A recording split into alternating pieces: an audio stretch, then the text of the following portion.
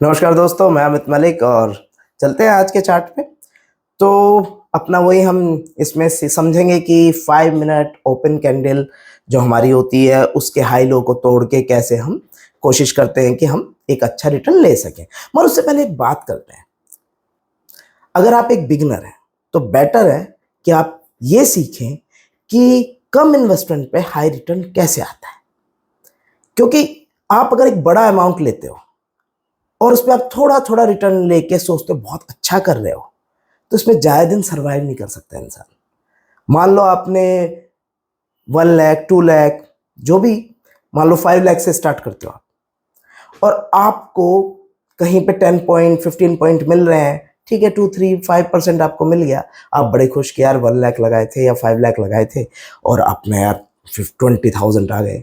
ये बहुत अच्छा लगता है देखने में। मगर सच बात यह है कि जिस दिन आपका 20% 30% जैसे ही वो, आप तो इस उसमें हो कि मैं 10 पॉइंट पे निकल जाऊंगा लेके, मन निकल नहीं पाते, और अचानक ही उसने बहुत एकदम गिर जाता है मार्केट, तो आपका 40% 50% तब आपके कितने जाते हैं? अगर 1 लाख है तो 40,000 निकल गए। जहां 3,000 3% 4% 10,000 पे जोड़ रहे थे कंटिन्यू करके, अचानक ही 40,000 निकल जाते हैं, आपकी हिम्मत भी नहीं पड़ेगी फिर। तो एक बिगिनर के लिए बेस्ट ये है, सबसे अच्छा तरीका यही है कि वो कम इन्वेस्टमेंट पे हाई रिटर्न का कोशिश करे, उसी की वो प्रैक्टिस करे, उसी में वो परफेक्शन लाए। अच्छा, लोग कहते हैं ना प्रैक्टिस मेक्स परफेक्ट। अरे मेरे भाई, परफेक्ट तो बनाती है, मगर जिस चीज की प्रैक्टिस करोगे उसी में तो बनाएगी। अब आप पहले ये लेके चलोगे यार कम पे, और मतलब ज्यादा अमाउंट पे कम कम परसेंटेज लेके हम बनाएंगे, तो आप उसी में ही परफेक्शन लोगे, मगर वो जिस दिन गिरेगा उस दिन वो परफेक्शन का आपको धज्जी उड़ा देगा, फायदा कुछ नहीं है। उससे अच्छा तो ये है कि आप कोशिश करो कम अमाउंट, 10,000 15,000 बस एक लॉट लो और कोशिश करो हाई रिटर्न की। इससे होगा क्या? अरे मैं मानता हूं यार कम अमाउंट पे कम पैसा आएगा,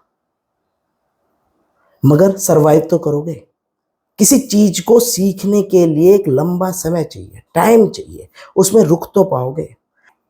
बेटर है लो अमाउंट हाई रिटर्न। चलो, अपना तो यही थीम रहेगा, सिखाने के लिए मेरा भी यही थीम रहेगा।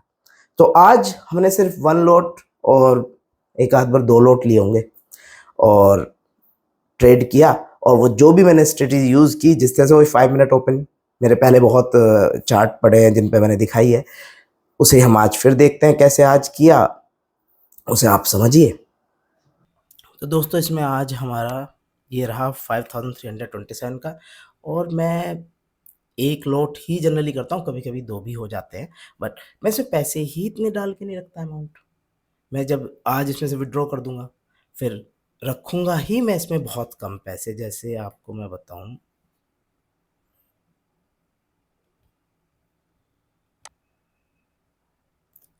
इसमें टोटल एसेट्स ही मैंने रखा हुआ है आपका 30,000, और इसमें से विड्रॉ कर दूंगा। तो अब जब नेक्स्ट डे अब हम स्टार्ट करेंगे तो इसमें वही 25,000 रखूंगा, उसमें अब जो भी यूज़ हो सके। मान लो मैंने कोई ले लिया और उसके बाद मेरे बहुत कम अमाउंट बचा और मेरे को लगता है मुझे दूसरा लॉट लेना, तो जो पैसा बचा होगा ना, मैं उसी का ही लूंगा। अगर इतने स्ट्रांग है मेरा कि मैं वो जाना ही है उस साइड, तो फिर क्या फर्क पड़ता है वो किस जगह का मैंने प्रीमियम लिया, कितना छोटा कितना बड़ा, डजेंट मैटर। जब आप हो ही इतने स्ट्रांग, मैं बाहर से पैसा नहीं डालूंगा। मेरा सीधा सा मकसद एक ही है, कुछ भी हो जाए मुझे अमाउंट बड़ा नहीं लेना, मेरे को अमाउंट बहुत कम रखना है। ठीक है, तो अब इसमें हम देखते हैं हमने यूज क्या किया था आज। कैंडल 5 मिनट चार्ट, उसका हाई और लो देखने का है हमें, और जैसे ये हाई है इसका, यहाँ पे ये हाई हो जाता है और ये इसका ये लो हो जाता है। हमें इसे देखना है कि किसे वो तोड़ता है, किस तरीके से तोड़ता है। अब इसमें सिर्फ ये नहीं देखना कि इसने हाई तोड़ दिया तो हम हाई लेके बैठ जाए, लो तोड़ दिया तो लो, नहीं नहीं, ऐसे काम नहीं करेगा। आपको देखना पड़ेगा उसने तोड़ा किस तरीके से, और फिर आपको एक जब स्ट्रॉन्ग, आप सब जो कुछ आप सीखते हैं रोज एक्सपीरियंस से सब लगा दो, सपोर्ट रेजिस्टेंस RSI। मैं सही बताऊं, इंडिकेटर्स का यूज़ होता है, मगर टाइम के साथ आपके लिए इंडिकेटर मायने नहीं रखते, भाव आ जाता है सब कुछ। आपको समझ आने लगता है अब ये ऊपर जाएगा, अब ये नीचे जाएगा। तो अब इसमें हमने देखा, ठीक है, हमारे अब फर्स्ट कैंडल के बाद सेकंड कैंडल ने हमने इसे तोड़ा है और एकदम इसने ये एक कैंडल दी है, और ये बेरिश एंगल्फिंग नहीं बनी। मगर आप एक बात देखिए, ये देखिए आप, इसे जो भी बोला जाता है ब्लैक क्रो वगैरह जो भी है, देखिए नाम में कुछ नहीं रखा, आपने उस चीज़ को यूज़ किया, उस शेप को यूज़ किया, आपको क्या एक्सपीरियंस रहा, आपने टाइम के साथ किस तरह से उसे एक स्ट्रॉन्ग उसके साथ अपना एक कनेक्शन बना लिया कि ऐसा करता है, तो ये कामयाब होता है। ये ज़रूरी है समझना, ये इसके कोई मैटर नहीं है कि क्या नाम है इसका, ठीक है। इस तरह से जब कैंडल्स बनती हैं तो एक बेरिश बहुत अच्छे से बेरिश बनता है। अच्छा, मगर मेरे पास आप एक बात देखिए, जो नीचे आरएसआई है, ये आपके यहाँ 20 से एकदम उठी है, और उसके बाद ये चीज़ ये यहाँ से जैसे इसे नीचे आई है इतना, और ये जो चीज़ है, ये कहीं आपको लग रहा है कि आरएसआई गिरने की तरफ है? आप इसके देखिए कैसे, ये मतलब इसमें ये पूरा इसमें लग तो नहीं रहा नीचे गिरेगा, और ये बेरिश भी नहीं बन पाई थी एंगल्फिंग, तो मेरे पे ऐसी कोई खास वजह नहीं है। ये तो दिख रहा है कि यहाँ से नीचे ही जाना चाहिए, मगर कोई वजह अभी लग नहीं रही। हमें वेट करना होगा कि दोबारा ये यहाँ पे ऊपर उठे यहाँ से ये, और उसके बाद मुझे एक स्ट्रॉन्ग रीज़न दे और नीचे जाए। अच्छा, मार्केट किसी भी टाइम बदल सकता है, ऐसा कुछ नहीं है कि नीचे जाएगा ही जाएगा, ऊपर नहीं जा सकता। अब हमारे पास यहाँ पर जो आया है इस आरएसआई की वजह से, ये जो आरएसआई है इसकी वजह से, जो ये 20 से यहाँ पे उठी और फिर ये इसके आप देख ही रहे हैं जिस तरह का दे रहा है। इंडिकेटर का यूज़ यही है, कोई फिक्स रूल नहीं, सिंपल उस वो क्या बना रहा है, हमारा क्या उससे एक्सपीरियंस कनेक्ट। आप इसे देखिए, साफ कह रहा है मैं नीचे नहीं जाऊंगा, मगर ये कह रहा है मैं नीचे जाऊंगा, और मेरा यहाँ पे जो हम जो स्ट्रेटेजी यूज कर रहे हैं उसके हिसाब से नीचे टूट भी चुकी है। तो हमारा बिलीफ और स्ट्रांग हो जाता है कि एक बार ये ऊपर जाए फिर यहाँ से कुछ दे। अब इसमें थोड़ा सा इंसान स्मार्टनेस कर जाता है, मैंने भी की, सब करते हैं, ऐसा कुछ नहीं है कि जो भी कोई कह रहा है कि ठीक है वो अच्छा कर रहा है तो वो गलतियां नहीं करता। आपको यहाँ पे गलतियां करनी है, अच्छे ट्रेड भी उठाने हैं, गंदे भी उठेंगे, मगर ओवरऑल डिफरेंस जो आपका एवरेज निकल गया है वो आपके फेवर में आना चाहिए। अब मैंने यहाँ पे सी ली, ठीक है, यहाँ से एक सी ले ली कि मुझे था कि आइडिया कि यहाँ तक तो इसे जाना चाहिए, मगर एकदम ये गिर गया, तो वही बिलीफ स्ट्रांग हो गया कि जो यहाँ से ऊपर था कि नीचे जाना चाहिए, जो शुरुआत से चल रहा है, मैंने निकल गया, तो ये ऊपर उठ गया, ठीक है।